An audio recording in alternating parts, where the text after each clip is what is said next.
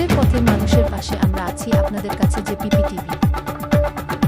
দিনাজপুর জেলা গণ অধিকার পরিষদের উদ্যোগে দোয়া ইফতার মাহফিল অনুষ্ঠিত হয়েছে। অনুষ্ঠানের প্রধান অতিথি হিসেবে উপস্থিত ছিলেন জনাব সৈয়দ জাহাঙ্গীর আলম, মাননীয় সংসদ সদস্য দিনাজপুর সদর ৩ ও গণ অধিকার পরিষদের জেলা সাধারণ সম্পাদক ও সভাপতি এবং আরও স্থানীয় নেতাকর্মীবৃন্দ উপস্থিত ছিলেন এবং সাধারণ জনগণ। এ সময় প্রধান অতিথির বক্তব্য।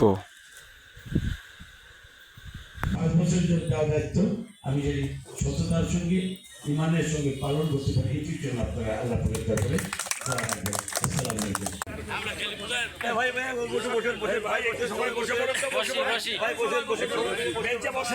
الآخرة حسنة وقنا عذاب النار.